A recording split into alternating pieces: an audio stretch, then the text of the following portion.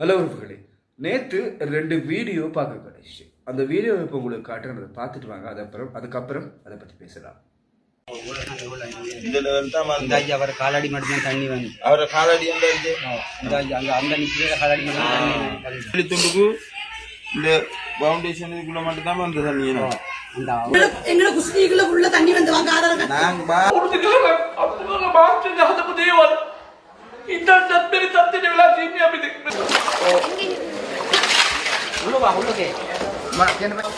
Video பார்த்த நேரத்தில் உங்களுக்கு விளங்கி இருக்கும். உண்மையிலேயே பாதிக்கப்பட்ட மக்கள் நிவாரணம் கேட்கறது நியாயமானது, அது அவங்களுக்கு போய் சேர வேண்டியது. அடுத்த வீடியோவில் இருக்கக்கூடியவங்க கேட்கறது நியாயமா இல்லையாங்கிறத நீங்க சொல்லுங்க. ஸோ இந்த விஷயத்துல முதலாவது சிந்திக்க வேண்டியது அரசியல்வாதிகளும் அரசாங்க அதிகாரிகளும். நம்மட பகுதிகளுக்கு அரசாங்கம் நிவாரணம் கொடுக்குறாங்க. இப்ப நிறைய பணங்கள் வந்து நிவாரணங்கள் பகிர்ந்தளிக்கப்படுது.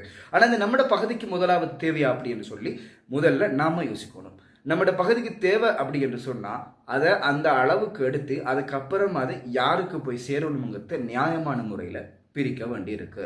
ஏனென்று சொன்னால் என்னை பொறுத்த வரைக்கும் 2 பகுதியினருக்கு இந்த நிவாரணம் கிடைக்கணும். முதலாவது உண்மையிலேயே உடைமைகள் உயிர்களை இழந்து பிள்ளைகள் படிக்கிற உபகரணங்கள் எல்லாத்தையும் இழந்து கஷ்டப்படக்கூடிய உண்மையிலே கஷ்டப்படக்கூடிய மக்கள், அழிவுகள் ஏற்பட்டிருக்கக்கூடிய மக்கள். 2வது வெளியூர்களில் கடைகள் வச்சிருப்பாங்க. ஆனால் அவங்களோட ஊர்ல அவங்க வசிக்கக்கூடிய ஊர்ல பாதிப்பு இருக்காது. வெளியூர்ல கடைகள் தொழில் செஞ்சது மூலமா அங்க பாதிக்கப்பட்டு தொழில் இழந்து ரொம்ப கஷ்டப்பட்டு கொண்டிருப்பாங்க.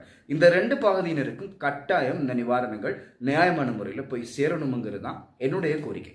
ஆனா இந்த நேரத்துல இந்த மாதிரி காசுகள் நம்ம ஊர்களுக்கு அரசியல்வாதிகளும் அரசாங்க அதிகாரிகளும் ட்ரைப்படி எடுத்துட்டாங்க அப்படின்னு சொன்னா மக்கள் நினைக்கிற அப்படி என்னன்னு சொன்னா இதை நம்ம ஊருக்கு வந்துட்டு நம்ம எடுக்கலன்னா அவங்க எடுத்துக்குவாங்க, அரசியல்வாதிகளும் அரசாங்க அதிகாரிகளும் எடுத்துக்குவாங்க. அப்படி ஒரு தோட் மக்களோட மனசுல வந்துடுது. அதால என்ன செய்யறாங்கன்னா கரண்ட் காலுக்கு தண்ணி நின்று இருந்தாலும் வாசல்ல சும்மா வந்து தண்ணி கொஞ்சம் ஒரு 10 நிமிஷம் நின்றுட்டு போயிருந்தாலும் நமக்கு நிவாரணம் வரணும் அப்படிங்கிற ஒரு மைண்ட் செட்டுக்கு மக்கள் வந்துடுறாங்க.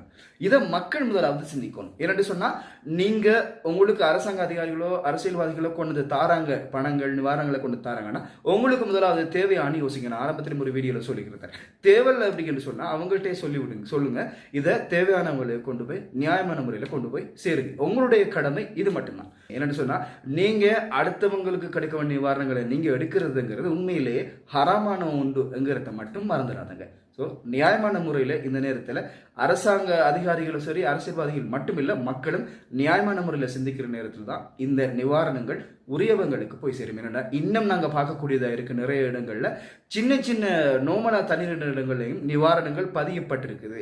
அதே மாதிரி அந்த சாதாரண